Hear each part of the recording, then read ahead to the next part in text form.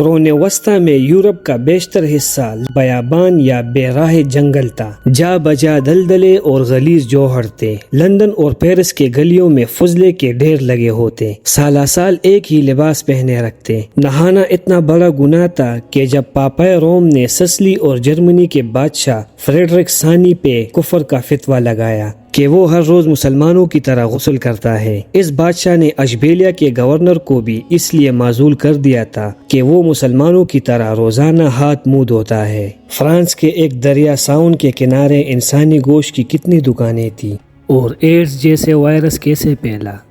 New bat فال میں ایک پادری نے عدالت کے روبرو اعتراف کیا کہ اس نے دوران ملازمت 100 بچوں کے ساتھ بدفعلی کی۔ دوستو، آج اس ویڈیو میں یورپ کے بہت سے راز فاش کرنے جا رہا ہوں، جسے سن کر آپ کے دل سے ایک خوشبودار آواز نکلے گی کہ بے شک اسلام ہی واحد مذہب ہے جس میں ہر زندہ اور مردہ کے لیے فیصلہ کن قانون ہے۔ تو دوستو، ویڈیو کو آگے بڑھنے سے پہلے اگر چینل پر نئے ہیں تو چینل کو سبسکرائب کریں اور بیل آئیکن پر ضرور کلک کریں۔ تو چلتے ہیں ویڈیو کی طرف۔ اہل کلیسا نے حضرت عیسیٰ علیہ السلام کی تعلیمات اور ان پر نازل ہونے والی وحی کو اپنی شیطانی خواہشات کی پیروی میں تبدیل کر دیا، اور نتیجہ یہ نکلا کہ حضرت عیسیٰ علیہ السلام کے بعد تمام عیسائی دنیا انتہائی شرمناک حد تک ذلت میں جا گری۔ قرون وسطی میں عیسائی دنیا کی اخلاقی اور معاشی حالت قابل رحم تھی۔ یورپ صدیوں تک وحشت، بربریت اور جہالت میں گرفتار رہا اور اب تک ہے۔ وہاں تہذیب و اخلاق کا کوئی تصور نہیں۔ موجود عیسائی دنیا میں اگر مادی ترقی نظر آتی ہے تو یہ اسپین کے مسلمانوں کی بدولت ہے، لیکن اخلاقی لحاظ سے آج بھی اہل یورپ ظالم، ناانصاف، خود غرض اور جاہل ہے۔ قرون وسطی میں یورپ کا بیشتر حصہ بیابان یا بے راہ جنگل تھا۔ کہیں کہیں دور راہبوں کی خانقاہیں اور چھوٹی چھوٹی بستیاں تھیں، جا بجا دلدلے اور غلیظ جوہر تھے۔ لندن اور پیرس میں لکڑی کے مکانات تھے جن کی چھتیں گھاس کی تھی، روشن دان اور چمنیاں نہیں تھی۔ حال یہ تھا کہ فرش پر گھاس بچھاتے اور بینس کے سینگ میں شراب پیتے تھے۔ گلیوں میں فضلے کے ڈھیر لگے ہوتے، روشنی کا کوئی انتظام نہ تھا۔ لوگ مویشیوں کے ساتھ ایک کمرے میں سوتے، سالہ سال ایک ہی لباس پہنے رکھتے جو انتہائی میلا اور بدبودار ہوتا۔ نہانا اتنا بڑا گناہ تھا کہ جب پاپائے روم نے سسلی اور جرمنی کے بادشاہ فریڈرک ثانی پہ کفر کا فتویٰ لگایا تو فہرست الزامات میں یہ بھی درج تھا کہ وہ ہر روز مسلمانوں کی طرح غسل کرتا ہے۔ جب اسپین میں اسلامی سلطنت پر زوال آیا تو فلپ دوم نے تمام حمام حکمن بند کر دیے تھے۔ اس بادشاہ نے اشبیلیہ کے گورنر کو اس لیے معزول کر دیا تھا کہ وہ مسلمانوں کی طرح روزانہ ہاتھ منہ دھوتا ہے۔ غلیظ جسم اور میلے لباس کی وجہ سے جوؤں کی یہ کثرت تھی کہ برطانیہ کا لاٹ پادری باہر نکلتا تھا تو اس کی قبا پر سینکڑوں جوئیں چلتی پھرتی نظر آتی تھی۔ 1020 عیسوی تک لندن کے بازاروں میں انسانی گوشت بکتا تھا۔ فرانس کے ایک دریا ساون کے کنارے انسانی گوشت کی کتنی ہی دکانیں تھیں، امرائے معدود چند تھی جس کا کام زنا، شراب نوشی اور جوا تھا۔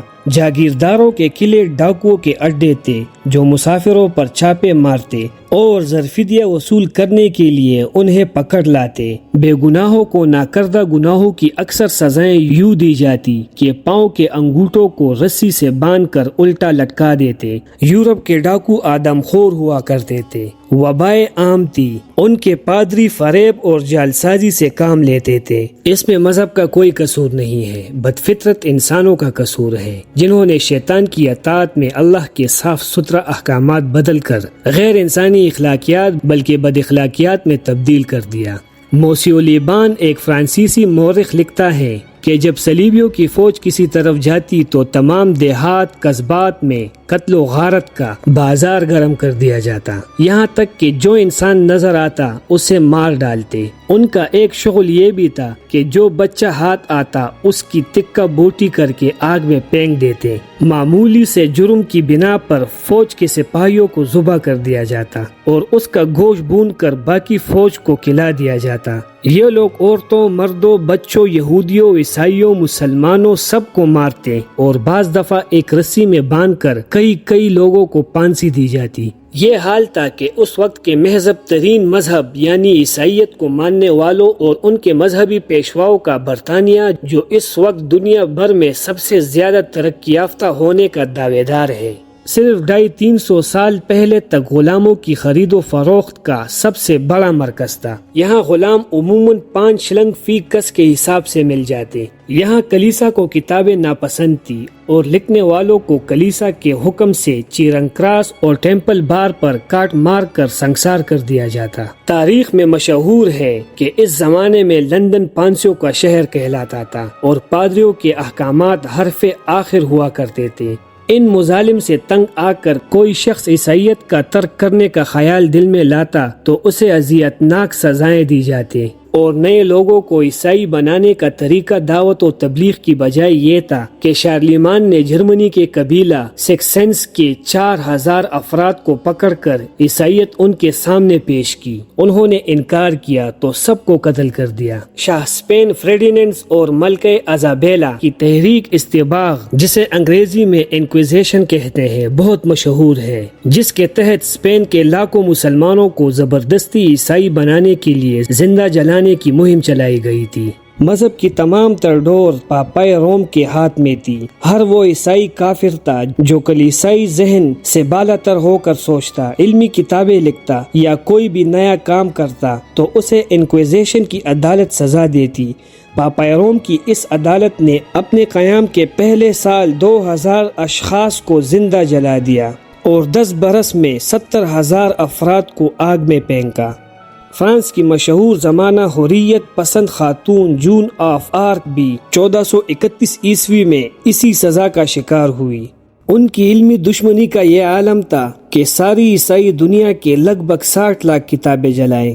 کتابیں جلانا، علماء کو قتل کرنا، مدارس کا فقدان، یہ ایسی باتیں ہیں جو چند 100 سال پہلے ساری عیسائی دنیا کا خاصہ تھی۔ عیسائیت کا سب سے بڑا مرکز یعنی روم جنسیت کا بھی سب سے بڑا مرکز تھا۔ نائبیریس نے چھوٹے چھوٹے بچوں کو چھوٹی دریائی مچھلیوں کا خطاب دیا۔ وہ دودھ پیتے بچوں کے ساتھ بھی بدفعلی کرتا تھا۔ اس جگہ پر یہ بدفعلی کا الفاظ میں نے بہت چھوٹا کہا ہے کیونکہ اس جگہ کے جو الفاظ ہیں وہ بہت ہی دردناک ہیں اور کہنے کے قابل نہیں ہیں۔ یاد رہے کہ ٹائبیریس بھی ایک عیسائی فرمانروا تھا۔ موجودہ دور کے عیسائی پیشواؤں کی اکثریت آج بھی اسی اخلاقی انحطاط کا شکار ہے۔ 20ویں صدی کے آخری اشرہ میں امریکی شہر نیو بیٹ فال میں ایک پادری نے عدالت کے روبرو اعتراف کیا کہ اس نے دوران ملازمت 100 بچوں کے ساتھ بدفعلی کی۔ 1990 کی دہائی میں امریکہ میں جنسی جرائم کی شرح 80% تھی۔ ماہر عمرانیات فادر اینڈریو کا اندازہ ہے کہ 20ویں صدی کے آخری 20 سالوں میں 25,000 مذہبی پیشواؤں نے 1 لاکھ بچوں کو نشانہ بنایا۔ اہل کلیسا کی اس جنسی روش کا نتیجہ یہ نکلا کہ خالق نے انہیں ایڈز جیسی بیماریوں میں مبتلا کر دیا۔ ایڈز اس دور کی ایک ایسی موذی مرض ہے جس کا تاحال علاج دریافت نہیں ہو سکا۔ ایڈز کا وائرس HIV خون میں شامل ہو کر خون کے سفید ذرات WBC کو تباہ کر دیتا ہے، ساتھ ہی اپنی تعداد میں بھی مسلسل اضافہ کرتا رہتا ہے۔ سفید ذرات کے خاتمے سے انسانی جسم کا مدافعتی نظام تباہ ہو جاتا ہے، اور سب سے زیادہ خطرناک بات یہ ہے کہ ایڈز کا وائرس جنسی بے رحروی کی بدولت پھیلتا ہے۔ صرف ایڈز ہی نہیں، اہل یورپ کی جنسی بے رحروی کے نتائج دنیا والوں کو ایڈز، کلامیڈیا، کنڈیلوما، ہیپاٹائٹس، شینکرائڈ، LGV، سوزاک اور آتشک جیسی بیماریوں کی صورت میں نظر آئے۔ اسلام کو مذہب جنسیت کہنے والے عیسائی فی الحقیقت اپنی خف مٹانا چاہتے ہیں۔